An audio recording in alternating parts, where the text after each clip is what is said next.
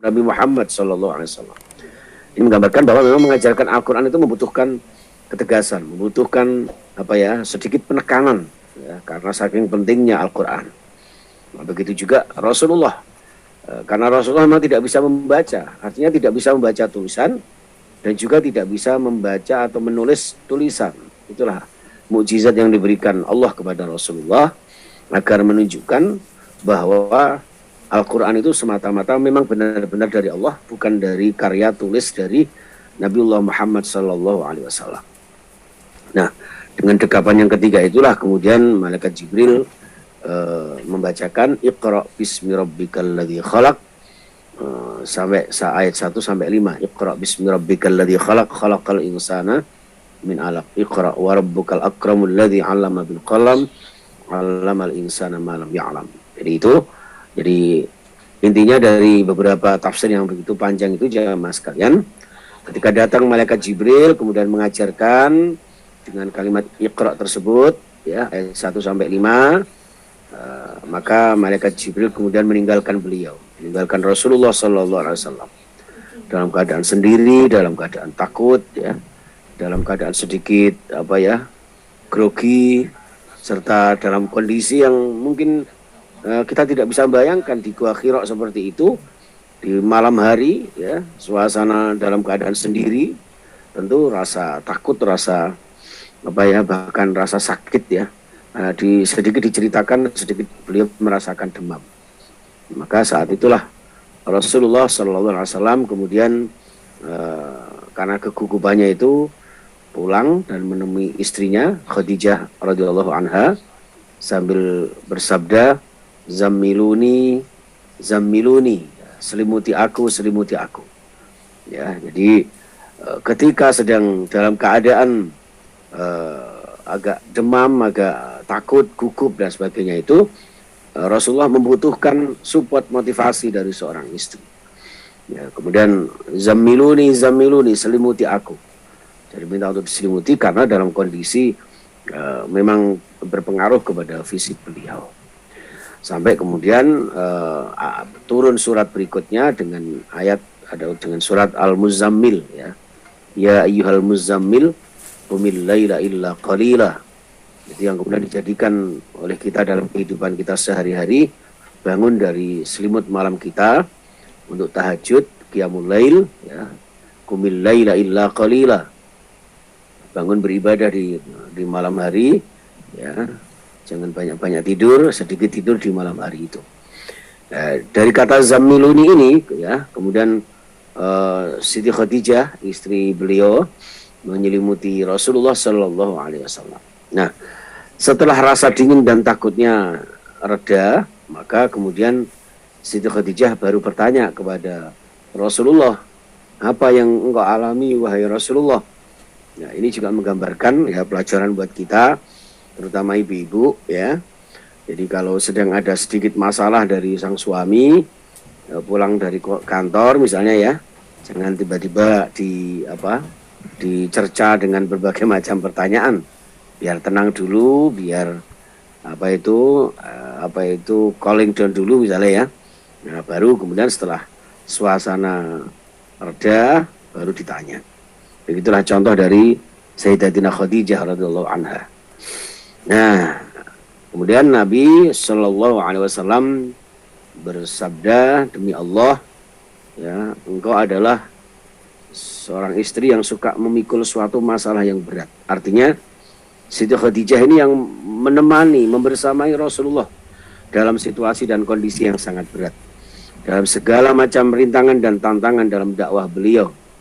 Jadi ini satu apresiasi dari Rasulullah kepada istrinya, karena keberhasilan Rasulullah dalam berdakwah, ya, tidak menutup kemungkinan dari bantuan sang istri tercinta, yaitu Khadijah radhiyallahu anha. Ya, serta suka menghubungkan kasih sayang, artinya silaturahmi. Jadi dalam situasi kondisi seperti ini, wahai istri saya, engkau adalah orang yang siap untuk memikul beban berat bersama saya, seakan-akan seperti itu. Dan engkau pula yang selalu membantu kami, ya, membersamai kami dalam penuh kasih sayang, seperti itu.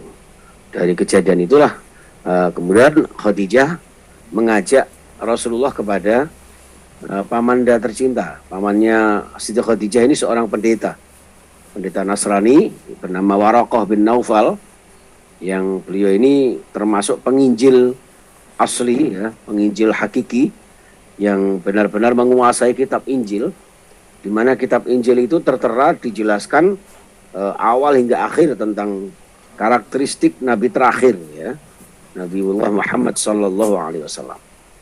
Sehingga Khadijah minta petunjuk kepada pamannya, sang pendeta ini, ya, untuk menjelaskan ada apa di balik kejadian ini. Kok Nabi Muhammad diajari seorang malaikat, Nabi Muhammad kok berada di Gua Hira kok seperti ini, ya, kok situasinya kok seperti ini gitu kan. Nah, itu hadirin jamaah sekalian rahimakumullah. Jadi intinya dari kejadian itu kemudian Khadijah dan Rasulullah tentunya mendapat petunjuk, mendapat arahan dari sang paman, ya, yaitu Waraqah bin Naufal, bahwa Rasulullah adalah seorang rasul. Jadi tanda-tanda itu sudah dijelaskan di dalam kitab Injil yang dikuasai oleh Waraqah bin Naufal itu. Kemudian Waraqah berdoa, ya, ya Allah, semoga saya bisa hidup sampai saatnya engkau diusir dari kaumnya. Artinya setiap nabi itu sudah menjadi satu keniscayaan. Hampir semua nabi itu mendapatkan tantangan, bahkan diusir, bahkan ada yang dibunuh, bahkan ada yang disakiti oleh umatnya. Nah, apalagi ketika sudah mendapatkan wahyu. Begitu pula Nabi Musa dan sebagainya. Nah, maka Waraqah ini kemudian memastikan, wah, jangan-jangan Nabi Muhammad ini nanti setelah dapat wahyu juga akan mendapatkan tantangan dari kaumnya. Sehingga Waraqah sebagai pamannya Khadijah tentu akan membela. Waraqah akan membela bahwa beliau berdoa, mudah-mudahan saya masih hidup, diberikan panjang umur untuk bisa mengikuti realita tentang eksistensi Rasulullah Nabi Muhammad yang nanti tentu akan mendapatkan tantangan dari kaumnya. Dan Waraqah ingin membelanya. Waraqah ingin membackup dakwah Nabi Muhammad SAW. Maka Nabi Muhammad bertanya, apakah mereka akan mengusir saya? Waraqah menjawab, benar, belum pernah ada seorang nabi yang diberi wahyu seperti engkau yang tidak dimusuhi kaumnya. Jadi baru Nabi Muhammad SAW yang setelah mendapat wahyu, ya, umatnya baik-baik saja. Padahal nabi-nabi terdahulu setelah mendapat wahyu sering mendapat rintangan-rintangan dari kaumnya. Ini jamaah sekalian rahimakumullah. Sehingga menurut Waraqah ini satu keistimewaan tersendiri yang diberikan Allah kepada Nabi Muhammad Sallallahu Alaihi Wasallam. Maka beliau menyampaikan, jika saya masih hidup, maka pasti saya akan menolong engkau sekuat-kuatnya wahai Nabi Muhammad. Hadis yang sangat panjang ini jamaah sekalian yang ada di tafsir Ibnu Katsir ini diriwayatkan oleh Imam Al-Bukhari dalam bab Badul Wahyi, ya, dalam bab tentang dimulainya wahyu Allah Subhanahu wa taala. Nah, jamaah sekalian rahimakumullah, wa hadzal hadis mukhrijun fi sahihain. Bahkan di dalam riwayat Sahih Bukhari dan Muslim juga disebutkan bahwa al-alaq ini fa awwalu syai'in nuzila minal Qur'an hadhil ayatul karimatul mubarakat. Ya, jadi al-alaq ini termasuk bagian dari Al-Qur'an di mana ayat-ayatnya sangat mulia, ya, penuh dengan barakah, penuh dengan rahmat. Wa hunna awwalu rahmatin rahimallahu bihal ibad. Al-alaq ini, ayat-ayat di dalam surah Al-alaq ini adalah pertama kali Allah turunkan rahmat kepada hamba-hambanya. Melalui Al-alaq ini pertama kali Allah, wa awwalu nikmatin an'amallahu biha alaihim, di mana Allah menurunkan nikmat kepada mereka, kepada para hambanya. Wa fiha tanbihu 'ala ibtida'i khalqil insani min 'alaqatin, di mana al-alaq ini menggambarkan satu peringatan, ya, motivasi buat manusia terhadap awal mula ciptaan manusia dari segumpal darah. Jadi Masya Allah, orang yang segagah, seperkasa seperti panjenengan semuanya, ternyata asal usulnya adalah dari dari segumpal darah, atau ada yang mengatakan segumpal daging. Wa anna man karramahullahu ta'ala an 'allamal insana ma lam ya'lam. Dan hebatnya lagi, dari segumpal darah yang hina itu ternyata oleh Allah dimuliakan dengan diajarkan ilmu-ilmu yang belum diketahui oleh umat manusia. Fasyarrafahu wa karramahu bil ilmi. Kemudian Allah memuliakan insan itu, memuliakan, mengunggulkan dengan ilmu. Wa wal qadrul ladzi imtaza bi abul bariyah Adam 'alal malaikah. Begitupun yang dicontohkan oleh Nabiullah Adam alaihissalam, di mana Nabi Adam bahkan melebihi kepandaiannya daripada para malaikat. Dan itu sudah diterangkan di dalam kitab Taurat, kitab Injil, ya, bahkan kitab-kitab sebelumnya. Jamaah sekalian yang dimuliakan Allah Subhanahu wa taala, itulah sedikit tentang muqaddimah daripada surah Al-Alaq, ya jamaah sekalian. Dan kali ini harusnya kita tampilkan ini, ya, bunyinya surah Al-Alaq. A'udzubillahi minasyaitonir rajim. Bismillahirrahmanirrahim. Iqra bismi rabbikal ladzi khalaq. Khalaqal insana min 'alaq. Iqra wa rabbukal akramul ladzi 'allama bil qalam. 'Allamal insana ma lam ya'lam. Ini yang pertama kali turun. Kemudian untuk ayat 6 dan seterusnya, kalla innal insana la yadgha ar-ra'ahu istaghna inna ila rabbika ruj'a.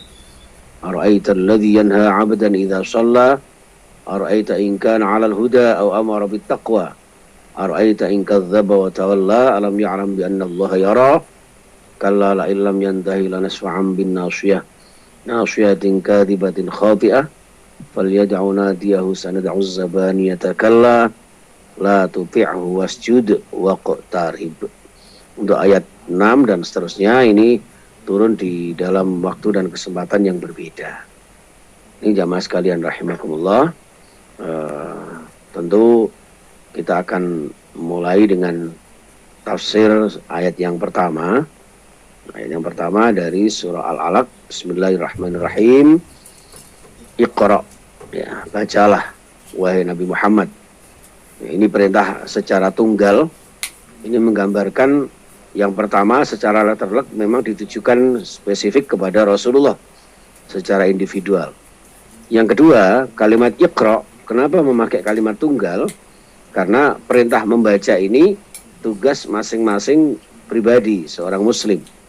Jadi untuk bisa pandai ilmu, ya, tidak hanya diwakili oleh beberapa kelompok saja, tapi semua kaum muslimin, ya, harus pandai ilmu, harus punya wawasan, ya, harus punya pengetahuan yang memadai untuk bisa menjadikan dirinya mulia di sisi Allah maupun di tengah-tengah kehidupan umat manusia. Maka Imam Syafi'i mengatakan, ya, qala Imam Syafi'i, man arada dunya fa'alaihi bil ilmi wa man arada al-akhirata fa'alaihi bil ilmi wa man aradahuma fa'alaihi bil ilmi. Barang siapa yang menginginkan kebahagiaan dunia, raihlah dengan ilmu. Yang menginginkan bahagia akhirat, raih juga dengan ilmu. Dan barang siapa yang ingin bahagia dunia sekaligus akhirat, raih juga dengan ilmu. Inilah jamaah sekalian rahimakumullah. Sehingga perintah membaca ini memakai kalimat tunggal. Bukan iqra'u, bukan. Ya, tapi iqra', bacalah oleh kamu. Ini jamaah sekalian, bacalah bismi rabbika. Ya, di situ tidak ada objeknya, membaca apa, tidak disebutkan. Tapi langsung Allah menegaskan bismi rabbika, dengan menyebut nama Tuhanmu. Nah, artinya membaca ilmu pengetahuan, membaca ayat-ayat yang terkait dengan kauniyah dan ayat-ayat yang berhubungan dengan qauliyah. Kalau yang terkait dengan kauniyah, tentu membaca alam sekitar kita, tanda-tanda kebesaran Allah Subhanahu wa taala yang sekiranya bisa membuat kita semakin beriman kepada Allah Subhanahu wa taala. Ya, membuat seorang muslim semakin meningkatkan kualitas dirinya di hadapan Allah Subhanahu wa taala maupun di dalam kancah di tengah-tengah kehidupan umat manusia. Maka Iqra ini langsung disebutkan Bismi Rabbika, ya, dengan menyebut nama Tuhanmu. Di samping itu membaca di sini adalah membaca ayat-ayat qauliyah berupa firman-firman Allah, berupa sabda Rasulullah, berupa ayat-ayat yang ada di dalam khazanah ilmu pengetahuan serta dasar-dasar yang dipertanggungjawabkan kebenarannya, yang bisa kita jadikan sebagai pedoman dalam hidup dan kehidupan kita. Di sini jamaah sekalian, lalu Bismi Rabbikal ladzi khalaq, yaitu dengan menyebut nama Tuhanmu. Yang terpenting bukan membaca apa, tapi membaca yang sekiranya bisa membawa kita semakin dekat dengan hidayah Allah Subhanahu wa ta'ala. Membaca yang membawa kita semakin berharap atas ridha Allah Subhanahu wa ta'ala. Ini jamaah sekalian rahimakumullah.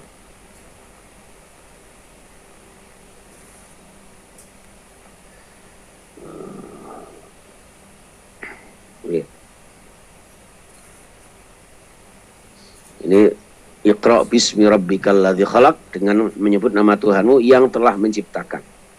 Yang telah menciptakan. Ayat ini berisi tentang perintah wajibnya menuntut ilmu secara keseluruhan, secara umum, namun juga perintah kepada kita agar membaca ayat-ayat Allah Subhanahu wa ta'ala yang kemudian bisa mewajibkan kita, mengajak kita agar kita kemudian tahu tentang siapa diri kita, kemudian tahu tentang siapa sang pencipta kita, yaitu Allah Subhanahu wa ta'ala.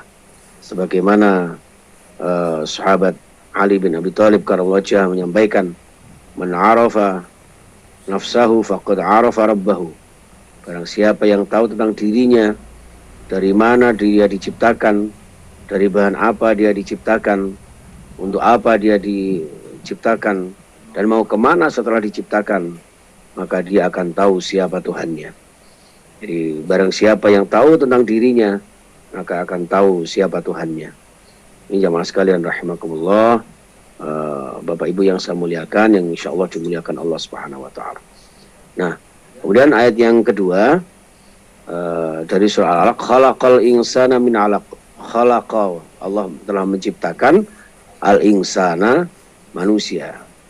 Ya, dia telah menciptakan manusia min 'alaqin, dari segumpal darah.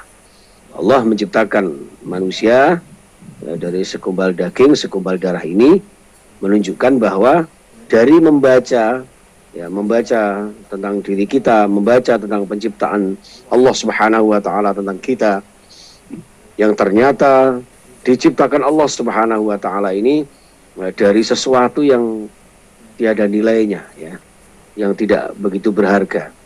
Maka kemudian agar kita senantiasa ingat kepada Allah Subhanahu wa ta'ala. Di sini di dalam tafsir Al-Maraghi disebutkan, ya, kenapa memakai al-insan bukan khalaqal bashar, ya. Jadi jamaah sekalian, kata manusia di dalam bahasa Al-Qur'an, dalam bahasa Arab itu ada kalanya an-nas, ada kalanya al-insan, ada kalanya al-bashar, ya. Kenapa bukan an-nas? Karena kalau an-nas itu terkait dengan nafsu-nafsu yang ada di dalam diri manusia. Kalau al-bashar itu semata-mata penciptaan secara fisik. Nah, sedangkan al-insan itu Allah ciptakan manusia ini secara menyeluruh. Ya, memiliki nafsu, memiliki akal, penciptaannya juga sangat sempurna, sangat kompleks, ya. Dan penciptaan Allah Subhanahu wa ta'ala yang dari bahan yang hina ini, jamaah sekalian, ternyata menunjukkan bahwa Allah itu sang pencipta yang sebaik-baiknya. Allah itu menciptakan hambanya, menciptakan manusia dengan surah Al-Alaq, kita mulai dari ayat 1 tadi, ya. Ini sekarang baru muncul materinya, surah Al-Alaq ayat 1, bahwa membaca diri kita, membaca ayat-ayat kauniyah, membaca ayat-ayat qauliyah, membaca ayat-ayat insaniyah yang berupa manusia ini, yang bisa mengajak kita, membawa kita semakin dekat dengan Allah Subhanahu wa ta'ala. Kemudian ayat 2, khalaqal insana min 'alaq, yang tadi saya sebutkan al-insan, di dalam tafsir Al-Maraghi disebutkan al-insan ini dari kata nasya yansa al-insan, bahwa manusia itu diciptakan dari kata nasya, sering lupa, maka diingatkan Allah Subhanahu wa taala. Dengan kita membaca diri kita, membaca kehidupan kita, membaca lingkungan sekitar kita, diharapkan mengingatkan diri kita, suatu saat kita jangan sampai lupa bahwa diri kita ini diciptakan Allah untuk apa, bagaimana, mau kemana, dan sebagainya. Ini jamaah sekalian rahimakumullah, sehingga Allah ciptakan kita dari segumpal darah yang begitu hina, ternyata oleh Allah diperkenankan untuk menjadi hamba Allah yang mulia. Hamba Allah yang di dalam surah At-Tin disebutkan laqad khalaqnal insana fi ahsani taqwim. Ini jamaah sekalian rahimakumullah. Kemudian selain itu manusia merupakan satu-satunya makhluk ya, yang diciptakan dari segumpal darah yang menurut para ahli kedokteran ya, segumpal darah ini adalah pertemuan antara sel sperma dan telur dalam rahim. Ini dalam tinjauan dokter ya. Berarti ini juga menunjukkan bahwa ilmu kedokteran juga tidak terlepas dari ilmu Al-Quran. Maka ilmu Al-Quran ini adalah satu keterpaduan yang luar biasa sebagai gambaran mukjizat Allah Subhanahu wa taala yang sempurna, yang tentu sangat autentik dalam kehidupan kita untuk kita jadikan sebagai pedoman dalam kita hidup yang penuh dengan kebahagiaan dengan ridha Allah Subhanahu wa taala. Baik jamaah sekalian rahimakumullah. Kemudian ayat yang ketiga dari surah Al-Alaq adalah Iqra. Diulangi lagi, bacalah. Wa rabbukal akram. Sedangkan Tuhanmu adalah yang maha mulia. Dari kata karim, akram yang sangat mulia. Akram itu bisa diartikan juga yang maha loman, maha dermawan, maha yang begitu penyayang kepada makhluknya. Jangankan kepada seperti panjenengan orang-orang beriman, kepada orang-orang kafir pun Allah memberikan rahmannya, Allah memberikan kasihnya, Allah memberikan kemuliaannya ya. Jadi orang kafir pun tidak terkurangi sedikit pun dari penciptaan secara fisiknya. Yang membedakan adalah ketika di hadapan Allah nanti, seorang mukmin nanti akan mendapatkan sayangnya Allah, mendapatkan rahimnya Allah, dan disitulah kemudian kita dianjurkan, diwajibkan untuk membaca dengan menyebut nama Tuhanmu ya, dengan menyebut nama Allah Subhanahu wa taala. Maka dari ayat itu juga menggambarkan bahwa setiap apa yang kita lakukan hendaknya kita senantiasa disertai dengan Bismillahirrahmanirrahim.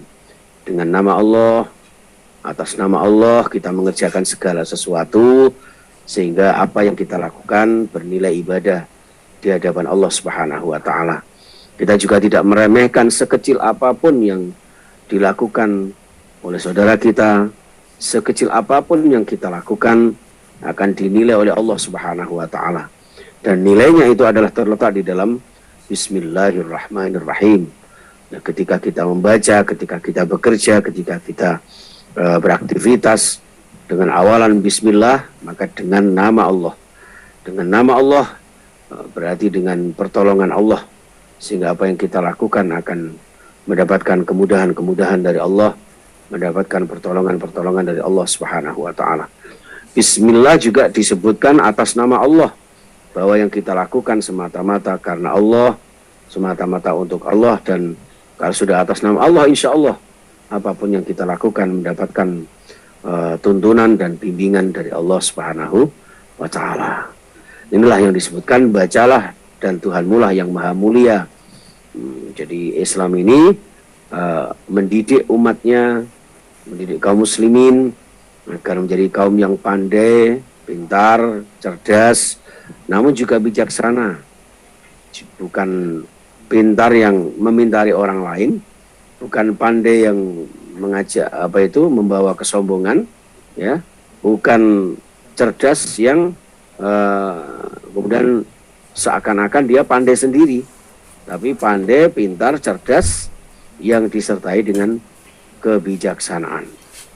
Dengan kebijaksanaan inilah yang kemudian menyadari bahwa semua ilmu, hasil apa yang kita baca itu ternyata tidak terlepas dari kemahamuliaan Allah, dari kemaha kasih sayangnya Allah Subhanahu wa taala. Oleh karena itu, jamaah sekalian, dalam ayat ini ditegaskan lagi agar kita tidak segan-segan untuk selalu membaca dan membaca. Setiap hari bacalah diri kita, ya, sehingga pandai-pandai mensyukuri nikmat Allah Subhanahu wa taala. Ya, betapa banyak saudara-saudara kita terutama yang terkena musibah, bencana, baik itu faktor alam maupun faktor yang lain, termasuk juga keluarga kita yang sudah mendahului kita. Di samping juga tentunya mendoakan mereka agar saudara-saudara kita yang mendahului kita, keluarga kita yang mendahului kita, senantiasa diberikan rahmat Allah Subhanahu wa taala, dilapangkan alam kuburnya, diampuni dosa-dosanya, dan dilipat gandakan amal-amal pahalanya, dan dijadikan alam barzahnya, alam kuburnya, bagian dari pintu surga Allah Subhanahu wa taala. Terutama keluarganya Pak Bambang sama Pak siapa tadi ya. Mudah-mudahan insya Allah damai di surga Allah Subhanahu wa taala. Amin ya rabbal alamin.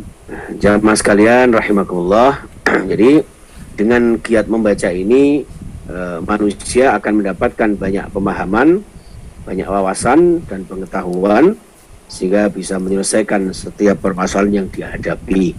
Dan itu selaras dengan jaminan Allah bagi orang yang bertakwa. Jadi orang yang bertakwa itu ciri khasnya adalah berilmu dan berwawasan. Maka seperti panjenengan ini tidak mengenal kesibukan panjenengan, tidak mengenal ruang dan waktu, tidak mengenal usia. Yang namanya thalabul ilmi ya minal mahdi ilal lahdi. Mencari ilmu itu mulai dari lahir sampai ke liang lahat nanti. Sebelum ajal menjemput kita, tentu kewajiban menuntut ilmu ini selalu kita jaga, selalu kita istiqomahkan dalam kehidupan kita, entah dengan cara apa. Maka Allah memudahkan melalui hikmah daripada virus ini, daripada corona ini, Masya Allah, kita bisa melakukan streaming dari mana saja. Kayak kemarin pas kajian hadis saya bisa streaming dari Jogja, kapan hari dari Semarang atau dari Pati. Ternyata Allah memberikan hikmah yang luar biasa di balik semua ini, sehingga benar-benar seorang mukmin ini menerima musibah ini tidak gopoh, tidak stres, ya. Karena apa? Husnudzan kepada Allah. Pasti tidak ada yang sia-sia. Yang dia ucapkan bagi seorang mukmin adalah Rabbana ma khalaqta hadza batila. Wahai Tuhan kami, tentu semua musibah yang menimpa kita ini tidak ada yang sia-sia.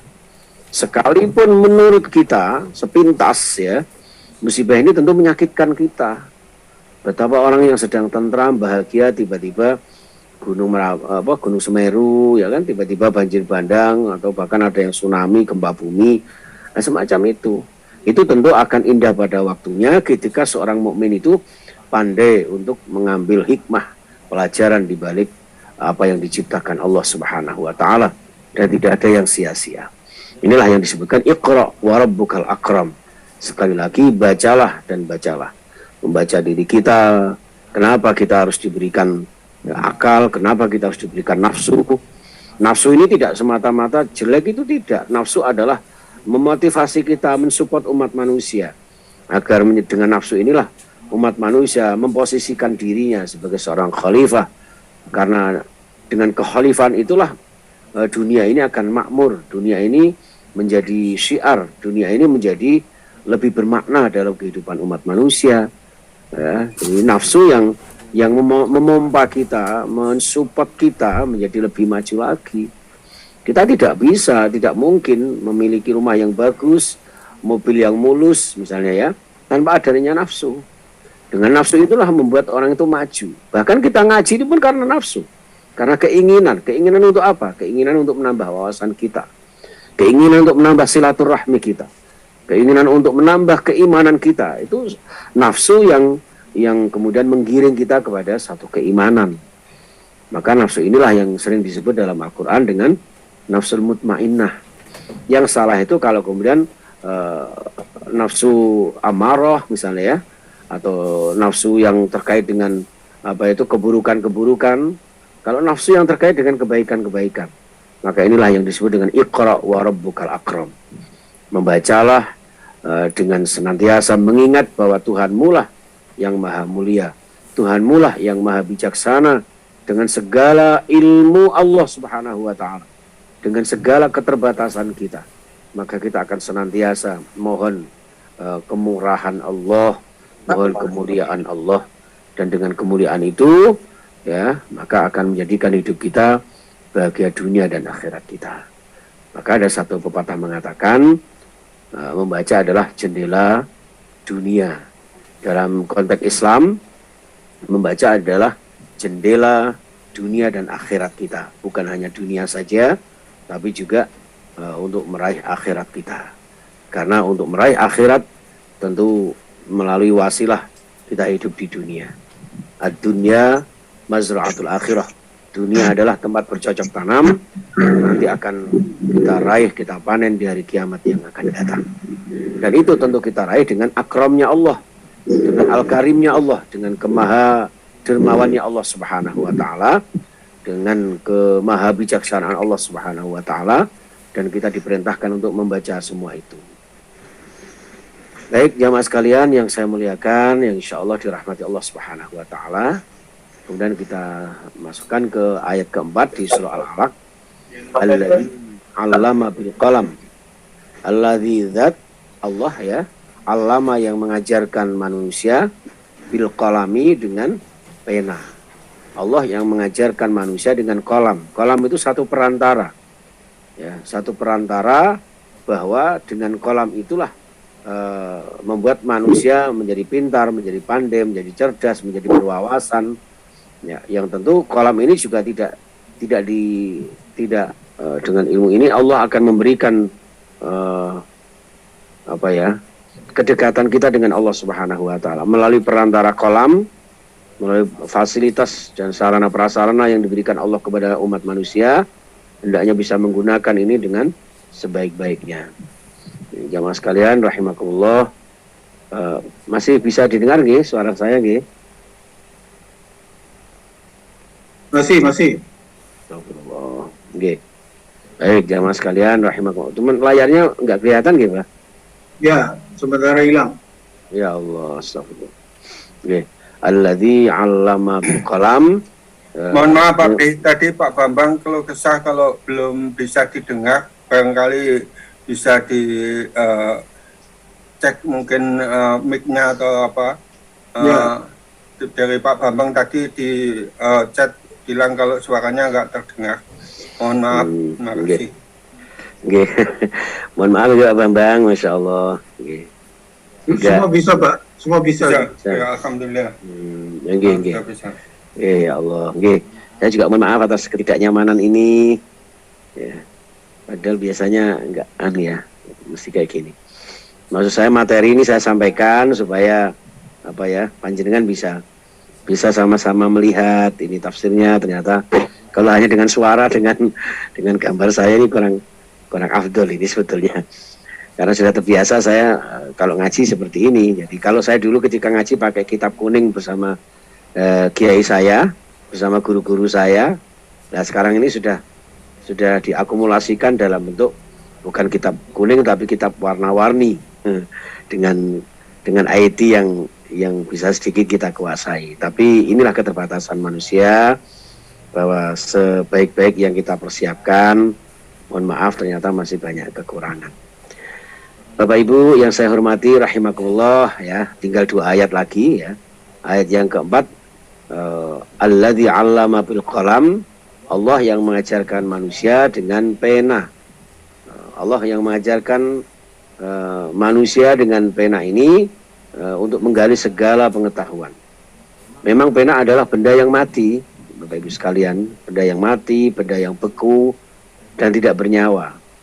Tapi akan hebat, akan bermanfaat, akan luar biasa manfaatnya ketika kemudian digunakan oleh umat manusia untuk mencatat ilmu yang pada akhirnya kemudian bisa difahami oleh orang lain di samping juga dirinya sendiri.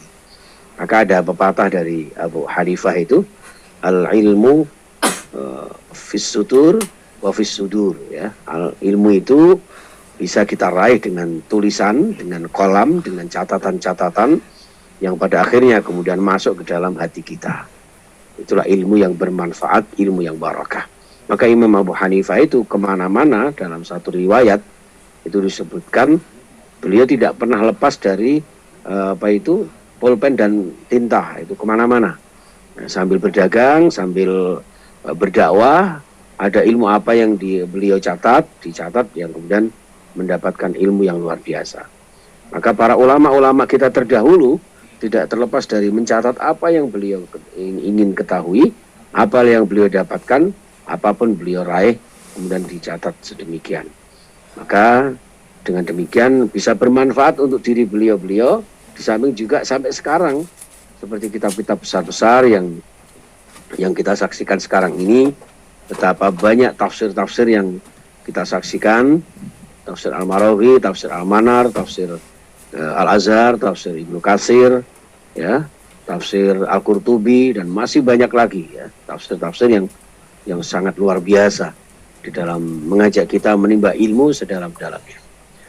Maka belajarlah sambil mencatat ya apa yang telah disampaikan oleh dosen-dosen kita, guru-guru kita, karena di sana insya Allah banyak keberkahannya. Bahkan kiai kita dulu ketika mengajarkan suatu ilmu ya itu selalu dibarengi dengan bismillah dan sholawat, karena bismillah ini semata-mata ilmu memang dari Allah Subhanahu wa taala, dan dengan sholawat karena dengan ilmu ini melalui pintu gerbang yang dibuka oleh Rasulullah Sallallahu Alaihi Wasallam dengan risalahnya. Jamaah sekalian yang saya muliakan, yang insya Allah dimuliakan Allah Subhanahu Wa Taala, ini terkait dengan ayat yang keempat. Yang terakhir, ayat yang kelima dari surah Al-Alaq, Allamal insana ma lam ya'lam. Allama, dia Allah mengajarkan al-insana kepada setiap manusia malam ya'lam, terhadap apa yang tidak diketahui oleh umat manusia. Jadi Allah yang mengajarkan umat manusia dari tidak tahu menjadi tahu. Allah yang mengajarkan semua manusia yang tadinya bodoh menjadi pintar, menjadi pandai. Karena ilmu ini pada hakikatnya adalah dari Allah Subhanahu wa taala. Bahkan malaikat pun ya sampai mengatakan subhanaka la ilma lana illa ma 'allamtana innaka antal alimul hakim. Maha suci engkau ya Allah, la ilma lana, tidak ada ilmu sedikit pun dari kami, illa ma'allam tanah, kecuali ilmu-ilmu yang telah engkau ajarkan kepada kami. Innaka antal alimul hakim, sesungguhnya engkau wahai Allah adalah zat yang maha mengetahui dan maha bijaksana. Sekali lagi kembalinya adalah orang yang berilmu tapi juga dengan ilmunya itu menambah kebijaksanaannya di dalam eksistensi kehidupannya, sehingga menjadi orang-orang yang bermanfaat kepada yang lainnya. Jamaah sekalian rahimakumullah, dalam tafsir ini disebutkan al-insan yuladu ya bil jahli la ya'lamu illa bi ilmillah. Jadi manusia itu dilahirkan tentu tidak mengetahui apa-apa. Ya, sehingga Allah kemudian memberikan as-sam'a wal basara wal fuada, ya, jadi kullu ulaika kana anhu mas'ula di dalam Al-Qur'an. Jadi manusia itu dilahirkan tidak tahu apa-apa, sehingga Allah memberikan penglihatan, as-sam'a, pendengaran ya, dan juga pendengaran bisa mendengar, dan juga pengetahuan al-ilmu itu, sehingga manusia bisa menjadi berkembang lebih baik lagi dalam kehidupannya. Nah, agar bisa memudahkan dalam belajar dan menuntut ilmu, mencari wawasan, itulah maka Allah memberikan hati sanubari yang mengajak dia semakin berkembang dalam wawasannya.